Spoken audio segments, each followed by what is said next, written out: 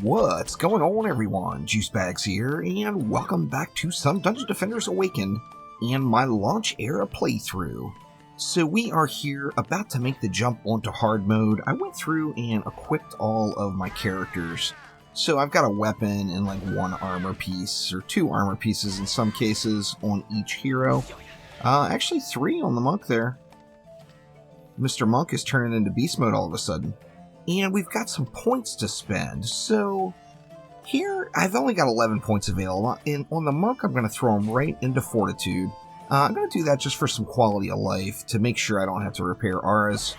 On the apprentice, I think early game is really all about the range. I'm going to throw all those points there.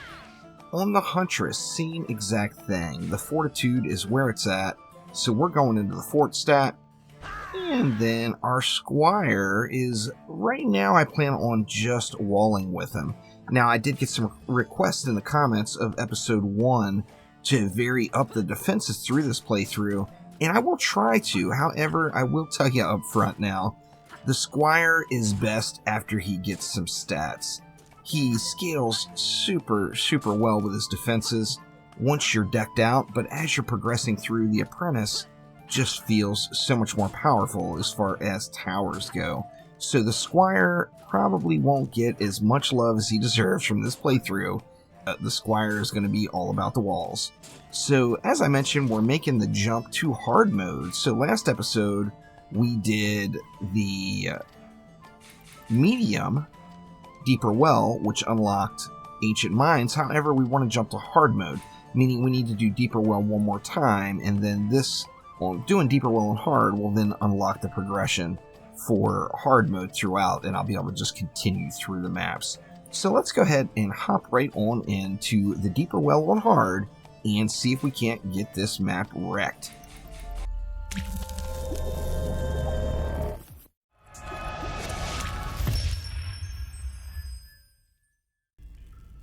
And here we go into the deeper well. We are on hard mode, but I did leave the hardcore toggle off. Now basically I'm just going to still build it the exact same way I did for medium, as there's not going to be a big difference between medium and hard on this map.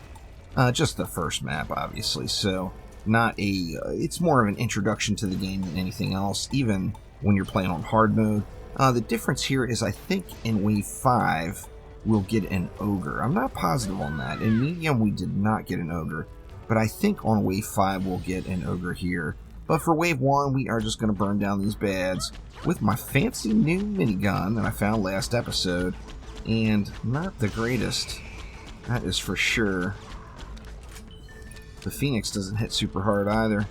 As soon as we get some defenses down on the ground, this will become an entirely different experience then. But for wave 1, we're just going to have to kind of tough it out and burn through these guys. I maybe even should have just started on the apprentice. The apprentice, with that right-click damage, I think could burn through these mobs just a little bit easier. So I probably should have made the start directly on the apprentice there. I think we'll switch to that, perhaps, on the next wave, just to get these baddies burnt out in a more timely fashion. And we got one more left.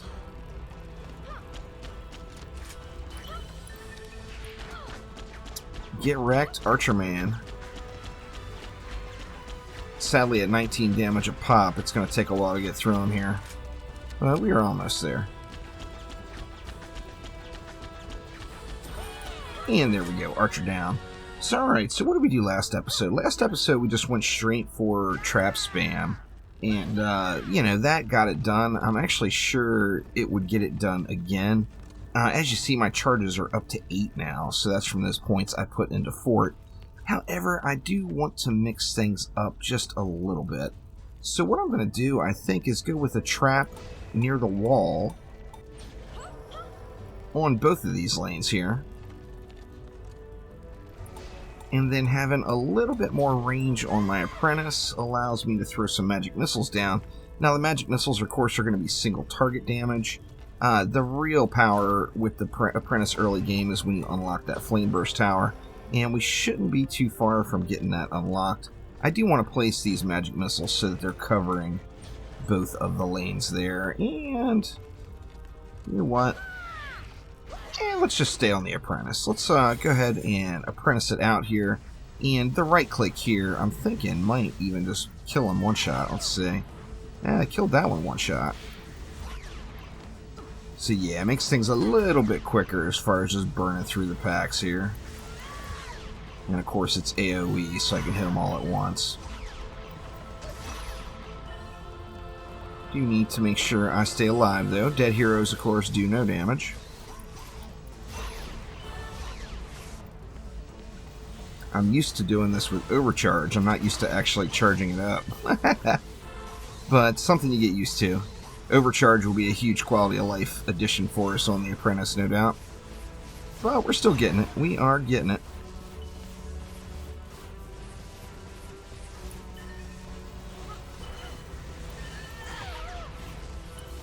Get wrecked. Just about there.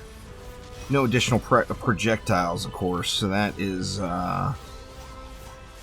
know, I'm hitting harder per shot, but just nowhere near as many shots as with the Huntress and that minigun, that's for sure. Let's see, where do we want to go from here? Well, we're definitely going to need to, let's just upgrade these traps, and we might as well start preparing for what's to come. So, we can grab, let's see, let's just go ahead and put an explosive trap up here at this wall. Let's go with one over here, and that will kind of help us get prepped for what's on its way. And then what else?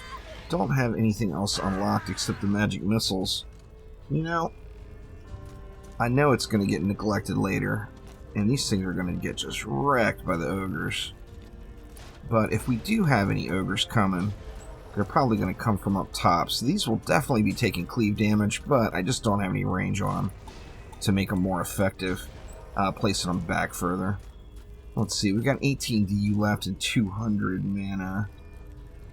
See here, it just barely will cover anything. If I go in front of it, it's going to get cleaved really heavily. I think maybe I will just leave it for now and just save it for that. See if we even get an ogre. I'm not sure with the, you know, the launch version of the game. The campaign, of course, is now the experience that developers want you to have going through the game, so I'm not really sure how they tuned it at this point.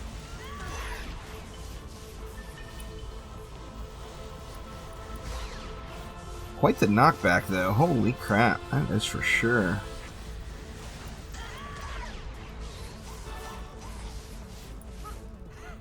Not actually giving my defenses a chance to do much, but part of that is just comes with the extremely poor range. Once we get that Flame Burst Tower unlocked, it will indeed be an entirely different story. Getting a little damage in there. That wall's taking some shots, though.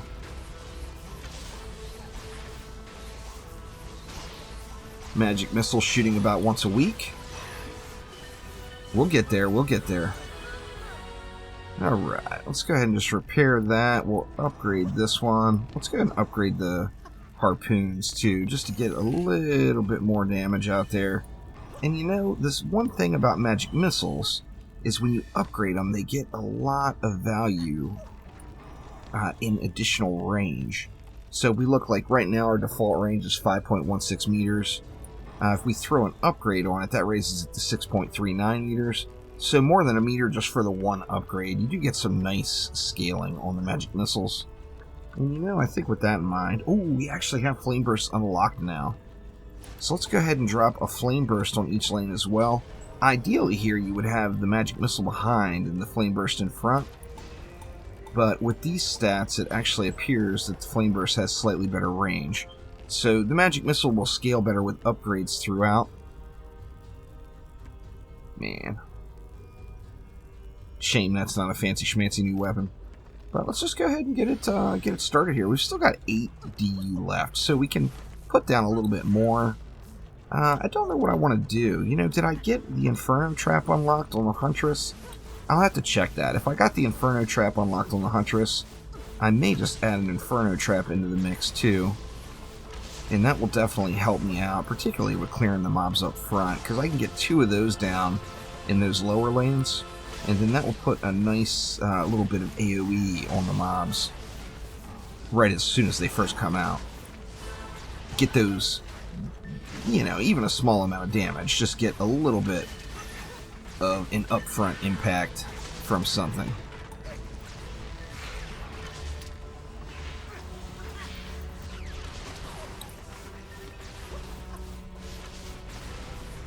Looks like most of the flame burst shots are actually going into the rail. Same thing with the magic missile. Harpoon's getting up in there though. Alright, and let's see what else. This is the final wave. Oh, and no ogre. So ogres were removed from the very first map here. Let's see. Okay, we do have the Inferno unlocked now. So let's throw the 2 Infernos. We'll go right up front with those. They've only got 5 charges, but as you see, they run for a while. They'll run for, what, 17 seconds, almost 18 seconds. So I don't think we'll burn through those charges. Yeah, we'll just have to DPS these orcs that are coming up out of the top lanes. Maybe it was the same thing with the last playthrough. I'm just not remembering correctly, but it seems like Deeper Well should have an ogre. But I guess not.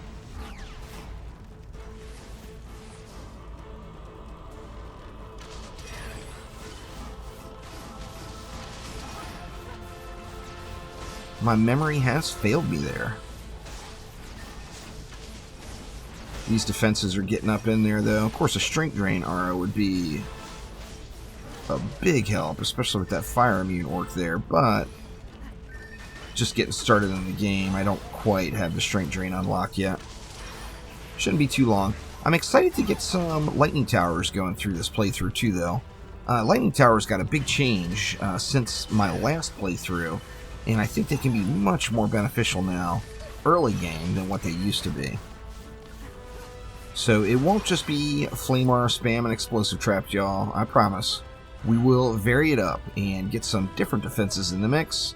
And it looks like it is GG's there. So we got ourselves up to level 9 now. Potentially some fat loot on the ground, hopefully. Hopefully that is the case. But that will do it for this episode, and we are now officially in hard mode. So we can get right on through hard and make this playthrough happen. So thanks so much for watching.